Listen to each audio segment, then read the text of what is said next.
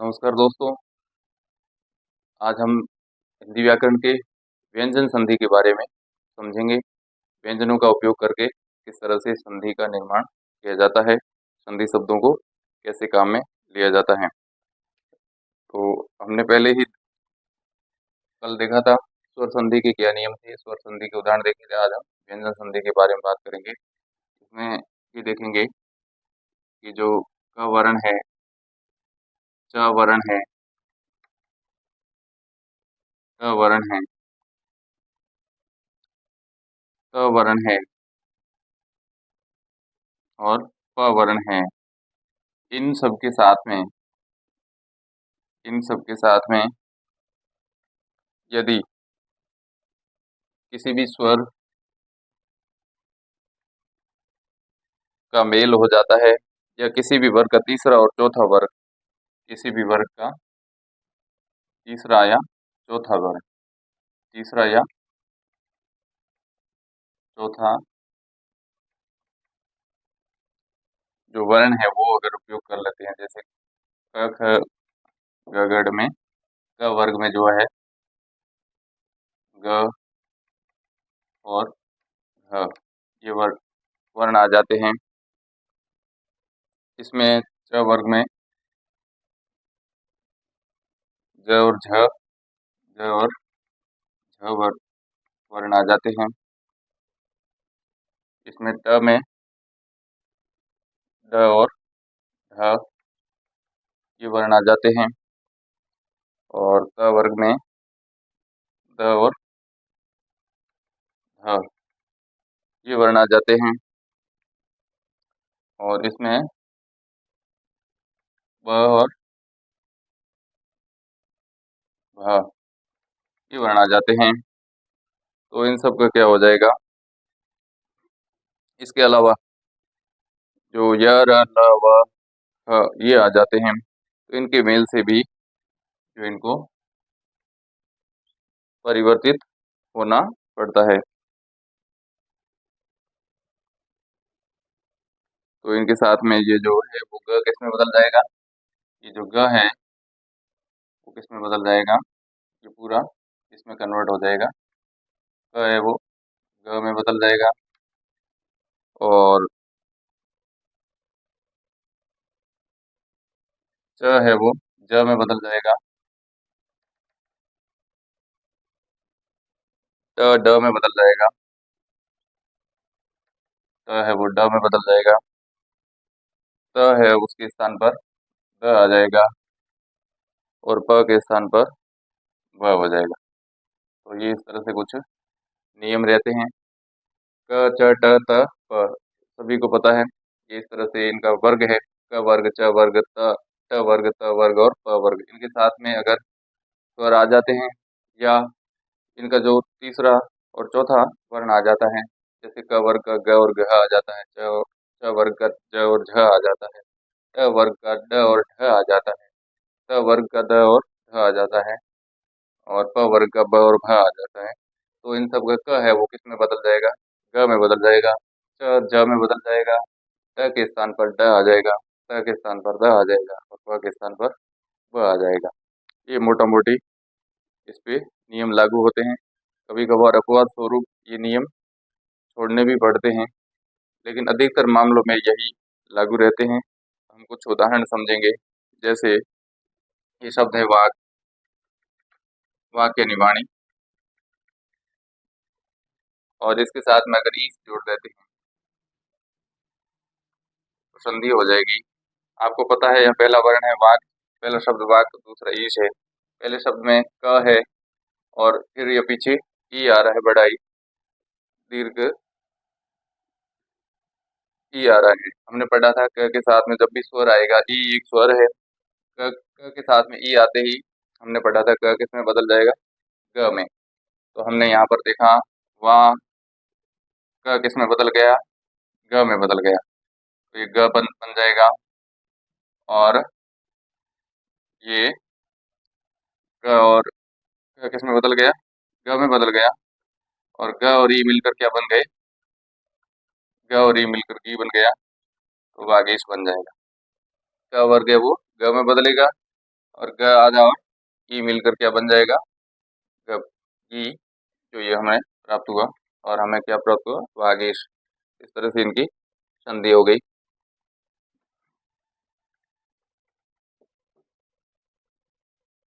जैसे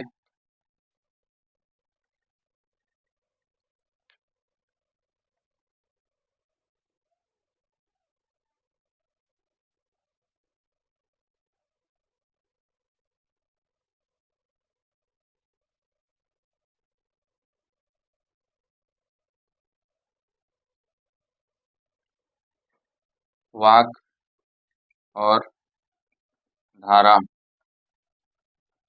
यहाँ पर हम देखेंगे, वाक पहला शब्द है, दूसरा है धारा। तो वाक के अंत में जो हमें क देख रहे हैं, क के नीचे हलंत है, और उसके बाद में ये शब्द है ध। तो हमें देखा था कि अगर यहाँ पर ध आ जाता है, यानी जो तीसरा और चौथा वर्ण आ जाता है, तो क किस में बदल जाएगा, ग में। क किस में बदला, ग में बदला। और ये जो धारा है वो वैसा का वैसा रहेगा। तो संधि क्या बन जाएगी, वहाँ ग नीचे हलंत है, इसका मतलब ग आधा रहेगा, और पूरा धारा लिख देंगे तो वाग धारा बन जाएगा। वाग धारा, वाग यानी विचार, और धारा यानी प्रवाह में चलना, विचारों का प्रवाह, वाग धारा।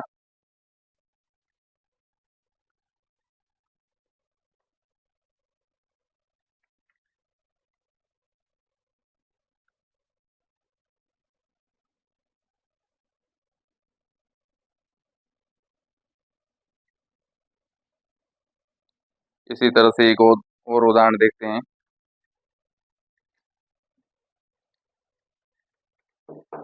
ये है षट। षट यानी छह, सिक्स को षट कहते हैं संस्कृत में। अधिकतर जो शब्द हैं वो संस्कृत से गृहीत हैं, संस्कृत से लिए गए हैं हिंदी में, इसलिए। और ये है आनन। आनन यानी मुख, जिसके छह मुख है वो। तो षट यानी छह। हमें यहाँ पर पता था कि ट के नीचे हलंत है, पहले में ट है, ट के नीचे हलंत है, और नेक्स्ट क्या आ रहा है, जो शब्द है उसका पहला वर्ण है आ। हमें पता था कि स्वर के साथ जब भी हम ट का मेल करेंगे तो क्या बदल जाएगा, ट किस में बदल जाएगा, ड में बदल जाएगा। तो ये जो ट है वो किस में बदला, ट है वो किस में बदल गया, ड में बदल गया। और ड और ये आ मिलकर क्या बन जाएगा, ड। क्या बन जाएगा, ड। तो संधि क्या हो जाएगी, षडानन। षडानन, इस तरह से ये संधि हो रही है।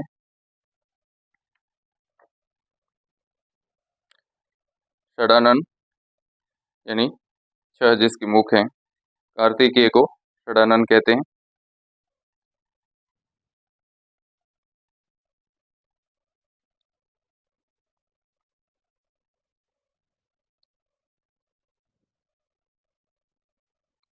सत, धन, आचार।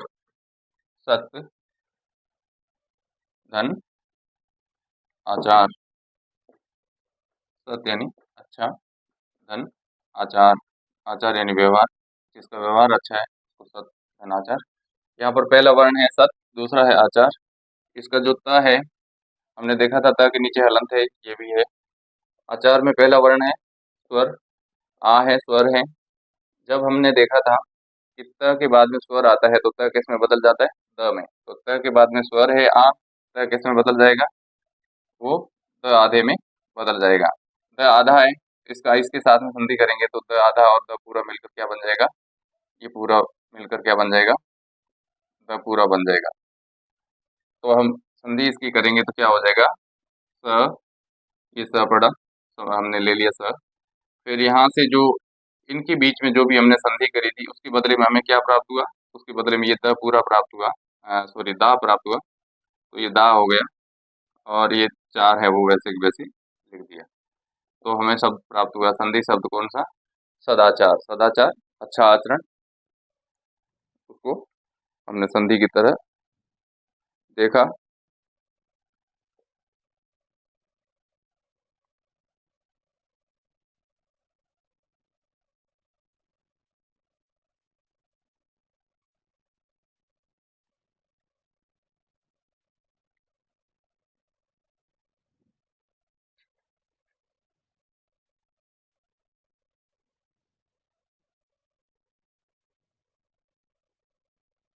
इसी तरह से हम और देख लेते हैं,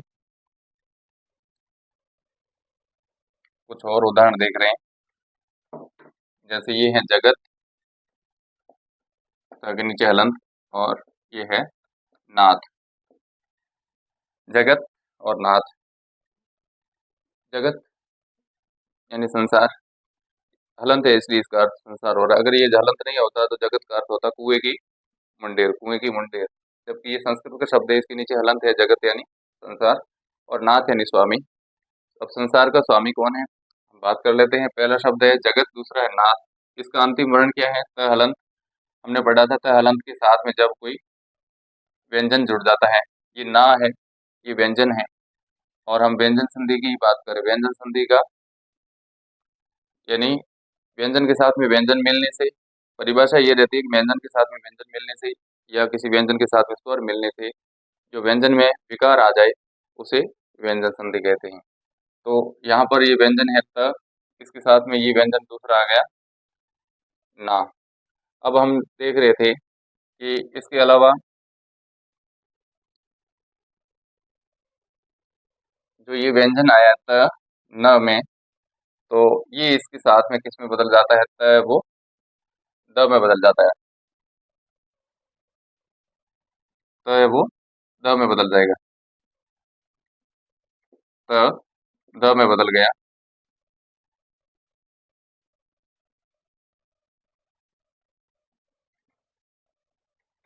यहाँ जो है वो त न में बदलेगा, क्योंकि इसके साथ में ही न आ रहा है। तो यहाँ पर ये न को देखकर त अपना स्वरूप निर्धारित करेगा। अपने वर्ग का ही है, त थ द ध न में सबसे लास्ट में न आता है, पंचम वर्ण है। तो पंचम वर्ण में क्या होता है, त अपने ही जैसा जो अंतिम वर्ण है उसके जैसा ही रूप धारण कर लेता है। इसका मतलब है कि त ने अपने न के अनुसार अपना रूप बदला है, तो ये त किस में बदल जाएगा, न में बदल जाएगा। तो यहाँ पर जो संधि होगी वो क्या होगी, जगन्नाथ। जगन्नाथ, भगवान जगन्नाथ सबको ही पता है, जो जगत के स्वामी हैं वो जगन्नाथ। तो यहाँ पर ये पंचम वर्ण होने के कारण से त ने अपना स्वरूप न में बदल दिया, यहाँ न है उसकी संधि हुई है।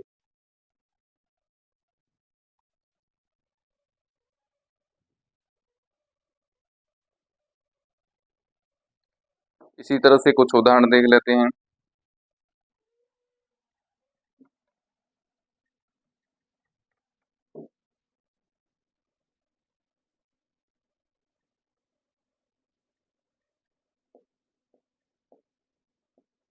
सम, धन,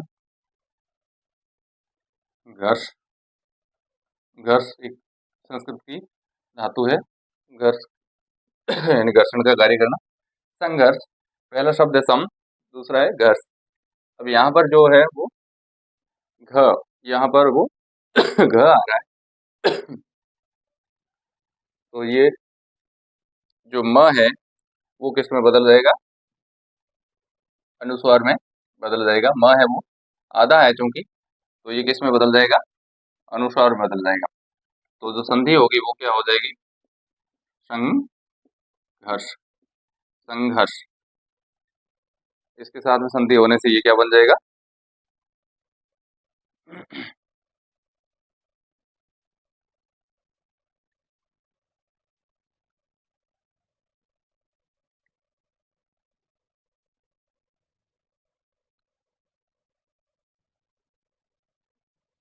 अनुस्वार में बदल गया।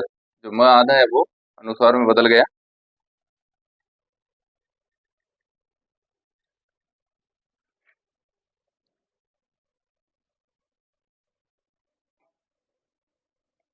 अब आते हैं त और द के साथ में जब च या छ को जोड़ेंगे तो त या द के स्थान पर च बन जाएगा। ये उदाहरण भी हमने देखे हैं, कई बार हमें पूछा जाता है कि जब अंतिम वर्ण त है, प्रथम शब्द का अंतिम वर्ण है वो त है, और उसके साथ में अगर हम बन जाते हैं, च का उच्चारण करते हैं या छ का उच्चारण करते हैं, इनका मेल करते हैं, तो त या द के स्थान पर है वो च बन जाएगा। तो त इसके साथ में ये च बन रहा है, तो त किस में बदल जाएगा, च में बदल जाएगा। ये इसकी संधि बन जाएगी। और यहाँ पर नया जो संधि शब्द बनेगा वो क्या बन जाएगा? उद्धन चारण। तो क्या बन जाएगा? उच्चारण। उद्धन चारण में उच्चारण। उच्चारण, प्रोनाउंसिएशन जिसको कहते हैं, इंग्लिश में इसको प्रोनाउंसिएशन कहते हैं, वो उच्चारण शब्द इसी से बन रहा, उद्दन चारण से।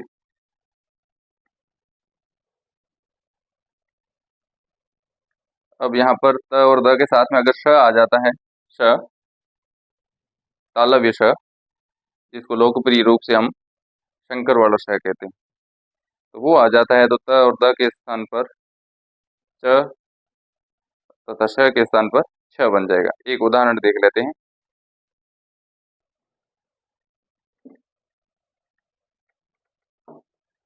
ये है जो त, और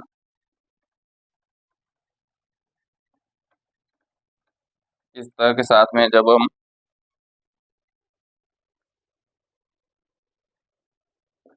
श्वास, उद्दन श्वास, श्वास यानी सांसें, सांस लेना, उच्छ्वास। अब यहाँ पर त के बाद में क्या आ रहा है? श। तो त ने अपना क्या कर दिया, रूप है वो बदल दिया, और क्या कर दिया, त के स्थान पर क्या आ जाएगा?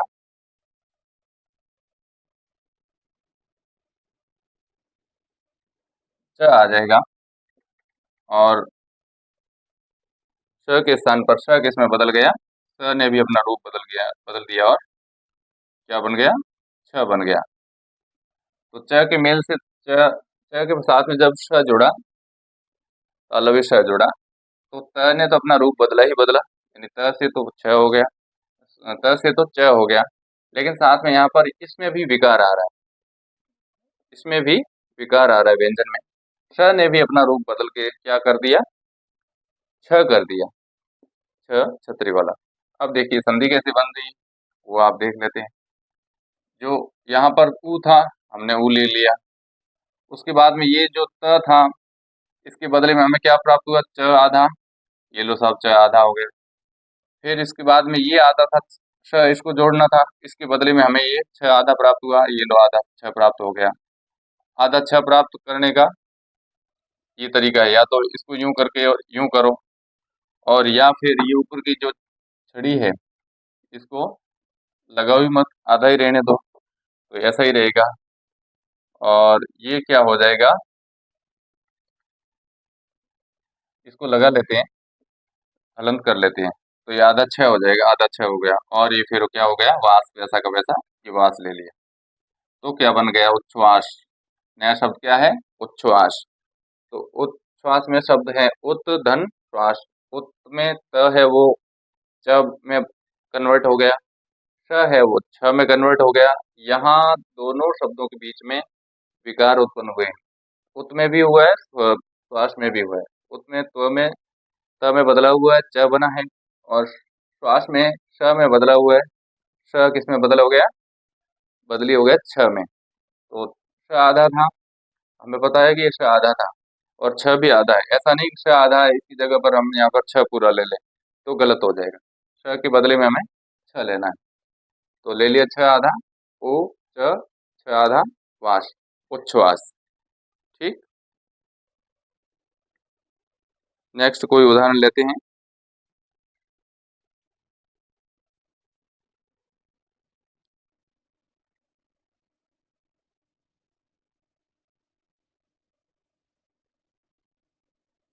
अ और आ के अतिरिक्त अन्य किसी स्वर के साथ में, अ और आ के अलावा अन्य किसी स्वर के साथ में अगर स को जोड़ेंगे, तो स के स्थान पर है वो श बन जाएगा। स, दंत्य के स्थान पर श बन जाएगा, मूर्धन्य श। ये एक उदाहरण देख लेते हैं कि अ और आ के अलावा अन्य कोई स्वर है, उनके साथ में अगर स का मेल हो रहा है, जैसे ये वी है, और इसके साथ में आ रहा है सम,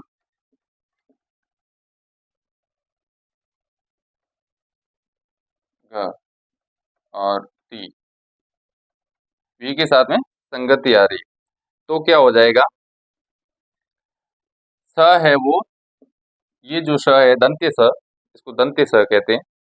इसके साथ में जब अ या आ के अलावा कोई भी आ रहा है स्वर, यहाँ पर ये जो बी के टुकड़े करेंगे तो दो हो जाएंगे, वह है और ये ई है, सॉरी छोटा ई है, ऋस्व ई है।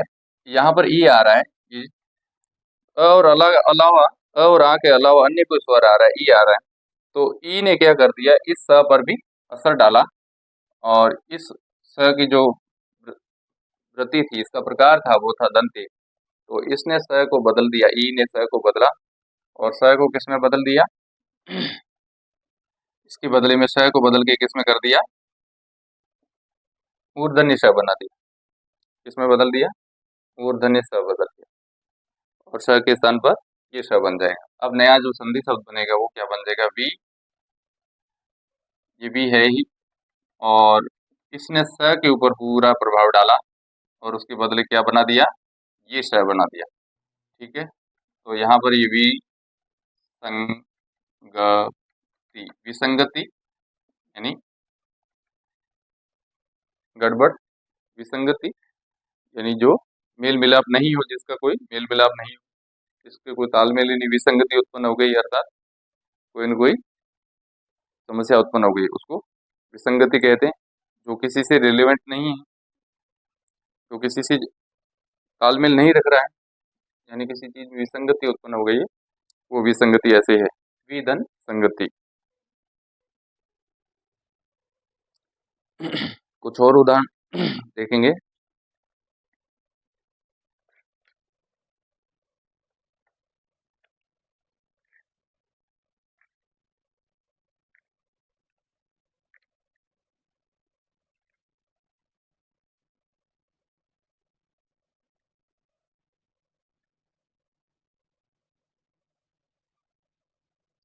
एक शब्द और देख लेते हैं यहाँ पर।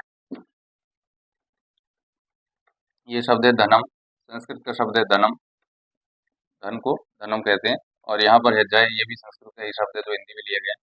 अब यहाँ पर पहला शब्द इसका वर्ण है म, और म के साथ में जब क्या जुड़ गया, ज जुड़ गया, तो ये म किस में बदल जाएगा, अनुस्वार में बदल जाएगा और संधि शब्द क्या बनेगा, धनंजय।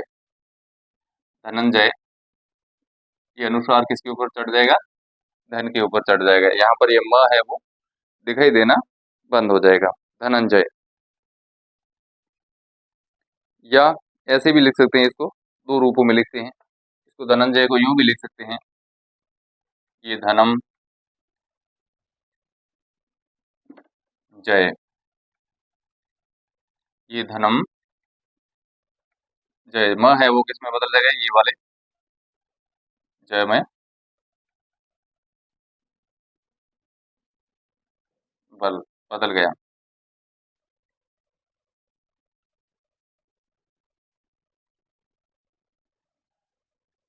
च के वर्ग का ज है, च, छ, ज, झ और ण, ये च वर्ग का है। ये ज किसका है, ये ज है वो च वर्ग का है। इसके साथ में म जोड़ने से जो है वो, च वर्ग के साथ में म जोड़ने से किसने किया कर दिया, ज का जो अंतिम वर्ण है, जो अनुस्वार बन रहा है, वो क्या है, वो है ये न। तो इस अनुस्वार को या तो आप ऐसे अनुस्वार लिखो तो भी सही है, और अगर आप इसको ऐसे लिखो तो भी सही है। तो क्या बन जाएगा, धनंजय। दोनों ही रूप है वो सही है, कोई भी रूप है वो गलत नहीं है। वस्तुतः इस धनंजय में जो अनुस्वार छुपा है, वो ये अनुस्वार ही अपने वर्ग के ज वर्ग का अनुस्वार ही काम में आएगा। हम ऐसा नहीं कह सकते कि च वर्ग का कोई, जैसे ये ले लिया च वर्ग का, ये न ले लिया, ये अनुस्वार काम नहीं आएगा और न ही ये काम आएगा।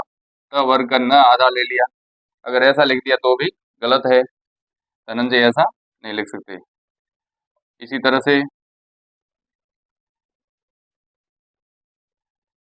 जो पंचम वर्ण है वो अपने जय का ही आएगा। तो इस तरह से ये कुछ संधि हमने करी है, व्यंजन संधि के कुछ उदाहरण देखे हैं।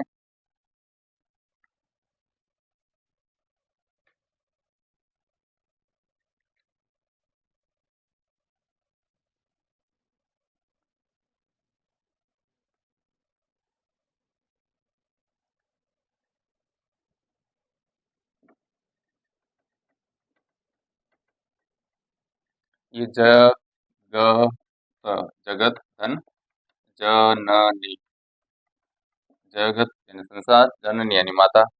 अब यहाँ पर जो अंतिम वर्ण है त है, और यहाँ पर है वो ज है। तो त जब ज के साथ में मिलेगा तो क्या हो जाएगा, इस त को भी ज के अनुसार में ही ज आधा बनना पड़ेगा।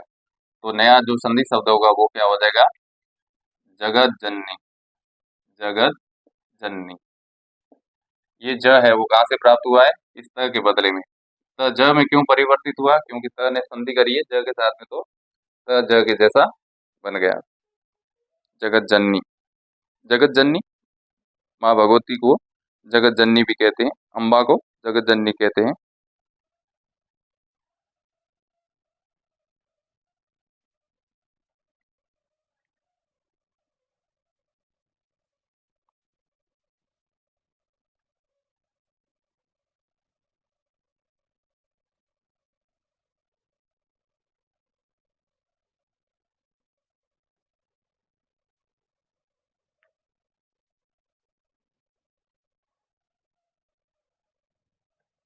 एक आध उदाहरण और देख लेते हैं, जैसे ये है दुष्ट,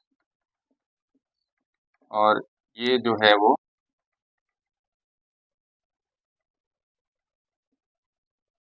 परिणाम।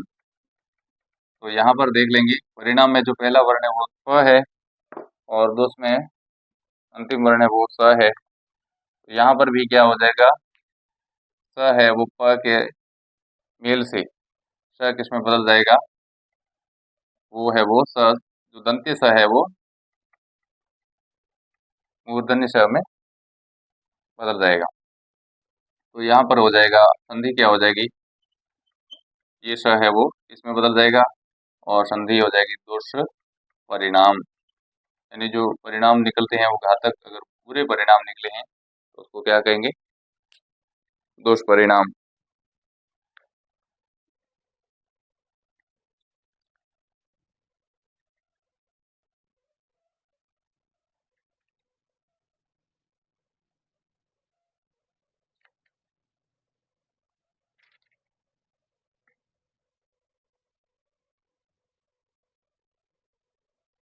यहाँ पर एक आध और उदाहरण देख लेते हैं,